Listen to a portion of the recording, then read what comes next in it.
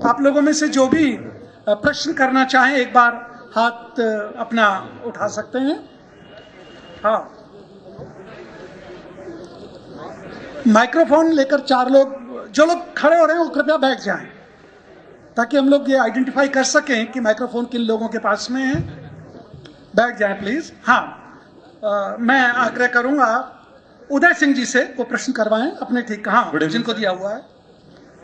Good evening sir. ये नहीं हो पाता है, बहुत संभव नहीं होता है, मानवीय स्वभाव है।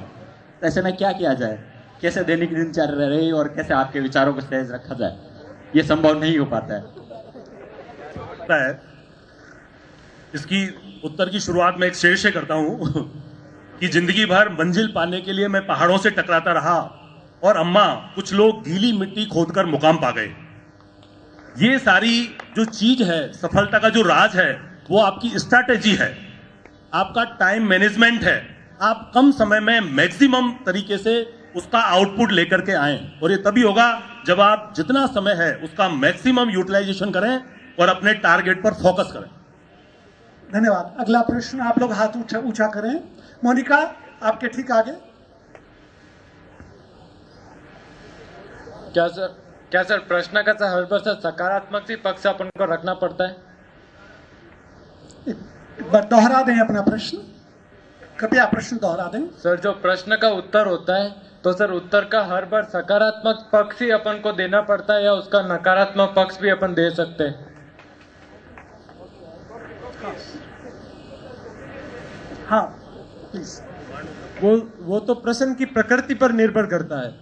यदि प्रश्न में विवेचना शब्द आया है तो उसका अलग उत्तर होगा, विश्लेषण आया है तो अलग होगा, और उसकी आलोचनात्मक परीक्षण कीजिए तो अलग आएगा। यदि आप उसके नकारात्मक पक्ष को प्रस्तुत करते हैं तो उसका समाधान परक दृष्टिकोण से उसका समाधान भी बताइए। केवल आपके पास ऐसा नहीं है कि आपका समाधान है।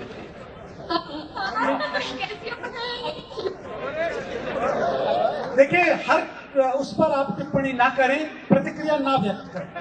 हाँ कहें, प्रश्न कहें। हाँ कहें। मैं जानना चाह रहा था कि जो मेंस का एग्जाम होता है उसकी अपन कॉपी देख सकते हैं क्या? आप लोगों ने जो मेंस का कॉपी देख सकते हैं? कॉपी एनालाइज करना था तो उनको मिल सकती है। आप केवल सफल है उनकी एनालाइज करनी है। आप हमारी भी देख सकते हैं, अगर हम आपको दिखाएं तो आप हमारी भी देख सकते हैं। मैंने सुना कि 2013 से बंद कर दिया, बताए? नहीं ऐसा नहीं। और धन्यवाद। और कोई प्रश्न? हाँ, मैं राधिका मैम से क्वेश्चन करना चाहता हूँ। राधिका जी, कि जैसे मुझे लिखना नहीं आता तो लिखने की आदत को कैसे विकसित करूँ, क्या लिखूँ, किस प्रकार लिखूँ जिससे मैं इस क्षेत्र में अच्छी पकड़ बना सुने, क्योंकि बहुत मुमकिन। आप में लिखने की आदत नहीं है तो लिखने की आदत डालें, बार बार अभ्यास करें। जो प्रश्न है जो आपके सामने है, किताब है, उसमें से पहले किताब को सामने खोलकर उसमें से उत्तर छांटे और किताब में से देखकर उत्तर लिखने का प्रयास करें। बार बार अभ्यास अगर करेंगे तो आप इसमें लिखने में परफेक्ट हो जाएंगे। धन्यवाद।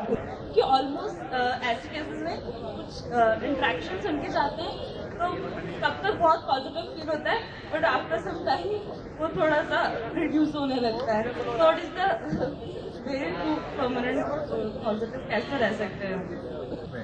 ना ज़्यादा स्ट्रिक्ट ना हो जाए अपने साथ कि अपने को पनिश करना शुरू करते हैं ना, तो at the end of the day evening में या फिर वीकेंड्स पे आप अपने आप को थोड़ा फ्रेंड्स के साथ, एक लिमिटेड सर्कल के साथ थोड़ा एंजॉय करें और अपने पेरेंट्स के साथ बैठे उनसे पॉजिटिव बातें करें, अपने ग्रैंड पेरेंट्स के साथ बैठे तो यू विल फील गुड। कि एक आर्ट्स का स्टूडेंट 2 साल 11th और 12th और 3 साल ग्रेजुएशन में जीएस पढ़ने के बाद भी सफल कम हो रहा है पिछले 5 सालों से, और एक साइंस और मेडिकल का स्टूडेंट टॉप कर रहे हैं और ज्यादा सफल हो रहे हैं। इसका क्या कारण है? और आप में से भी 80% साइंस और मेडिकल के स्टूडेंट हैं।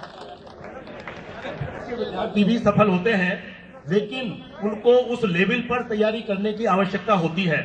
अगर आप प्रारंभ से, आपने कहा कि 11 से ही तैयारी कर रहे हैं और फिर 5 साल करते हैं, 11, 12 और बीए तीनों साल, ऐसा कोई कारण नहीं है कि आप बिल्कुल शिद्दत से तैयारी करें और सम्यक रूप से टारगेट को फोकस करके तैयारी करें तो आपको सफलता नहीं मिले, कोई कारण नहीं है, केवल सीरियसनेस की कमी होती है।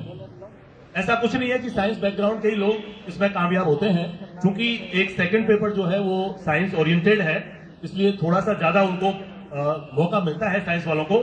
लेकिन आप साइंस और मैथ्स की तैयारी शुरू से करें तो कोई कारण नहीं कि आपको सफलता नहीं मिले। धन्यवाद। इसके लिए तो एक बात और जोड़ना चाहूंगी कि हमारे बैच में से मैं फर्स्ट रैंकर, सेकंड, थर्ड, हम सभी आर्ट्स वाले हैं, और यहाँ जो बैठे हैं ना ये सारे आर्ट्स वाले ही हैं।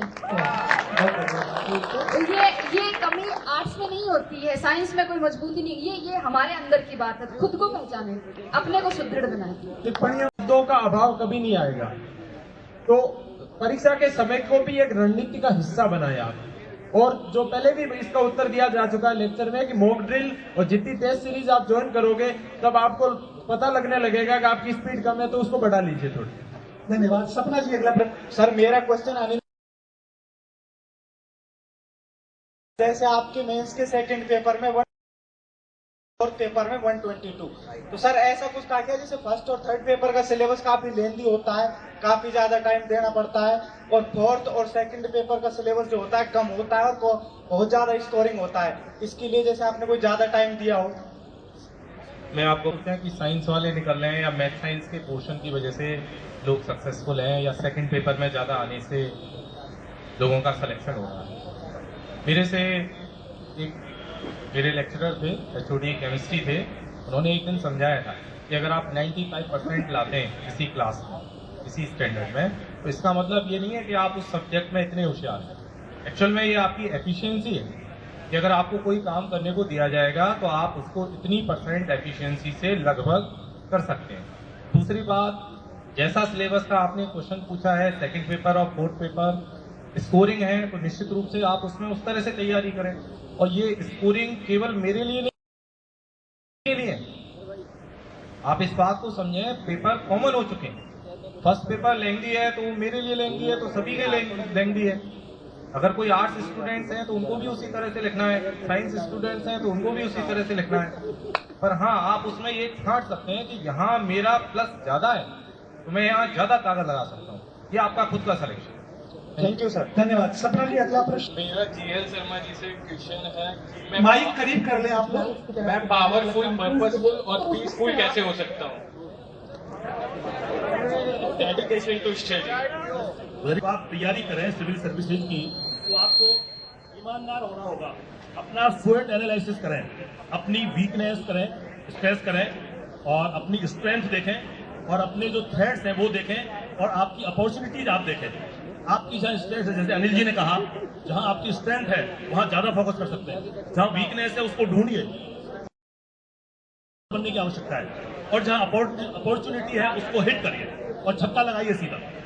क्वेश्चन राधिका मैम से है। मैं ये पूछना चाहूंगा कि मैडम आपकी हर बात और आपकी हर टिप्पणी में आप साहित्यिक जवाब देते हैं और ये आपकी टिप्पणी साहित्यिक होती है। हम लोग भी अपने आप में ये परिवर्तन कैसे ला सकते हैं, इसके लिए हमें क्या तैयारी करनी चाहिए, हमें ऐसा क्या हमारे भी आपके जैसा मतलब ओजस्वी भाषण दे सके और ऐसा अपने आप में मतलब अपने व्यक्तित्व को आपके जैसे बना सके। कुछ तो ऐसा है मैडम, ऐसा नहीं है कि आप मतलब, तो मैडम प्लीज रिक्वेस्ट है कि आप इसके बारे में कुछ हमें बताएं। बस ऐसे कि है ना, जनरली ऐसे बताए कि मैं शुरू से ऐसे हूँ।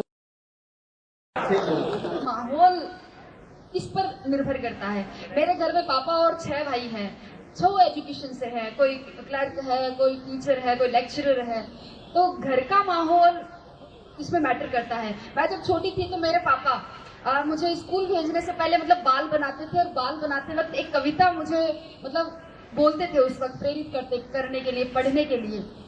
वो अक्सर मैं कई जगह सुनाती हूँ। आप यहाँ आपने प्रश्न पूछ लिया तो मैं बताना चाहूंगी। वो कहते थे कि पंखा पसार छिड़कली, झाड़ी सारी धूल, लाडा कोडा लाडली, चाल पड़ी स्कूल, आखर आका खेलणू, भोड़ा ढाड़ा भाव, कक्को सीखे कोयलड़ी, चांदे पूगण चाव।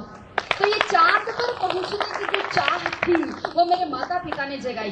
और साहित्यिक भाषा की जहाँ तक आप बात कर रहे हो, तो 12th तक मेरे हिंदी संस्कृत लिटरेचर था, और ग्रेजुएशन में मेरे इंग्लिश और हिंदी लिटरेचर था, और एमए मैंने हिंदी लिटरेचर से कर ली, और केंद्रीय विद्यालय में मैं हिंदी की अध्यापिका भी रही हूँ। तो यही सारी बातें हैं जो धीरे धीरे आपकी आदत में, आपके जीवन में आ जाती है कि फिर वो वहाँ जब खड़े होते हैं तो फिर वहाँ से ऐसे सवाल आने लगते हैं। करा रहे हैं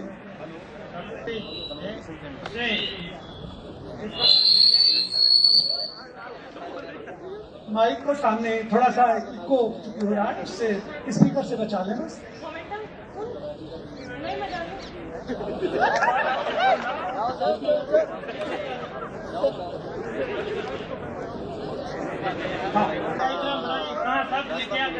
और जैसे रणथंभौर के बारे में आया तो रणथंभौर का डायग्राम कहाँ बनाए, उसी तरह की गलतियां हम भी करते हो, तो ये भी सीखने की जरूरत है। कम से कम इस बहाने उन गलतियों से बच जाएंगे। प्लीज। हेलो, रणथंभौर का डायग्राम नहीं बनाना है, लेकिन राजस्थान में ये तो बता सकते हो ना किस जगह पर रणथंभौर है, तो वो बार बार अभ्यास करने से आएगा। मेरे राजनीति विज्ञान और भूगोल विषय थे, और राजनीति विज्ञान में करीब 34 थिंकर थे, और उनमें सब में डायग्राम बनाए। जब आप मौलिक दृष्टिकोण से सोचोगे तो अपने आप इजाद कर लोगे। और आप हम इस प्रश्न सत्र को यहाँ विराम देते हैं।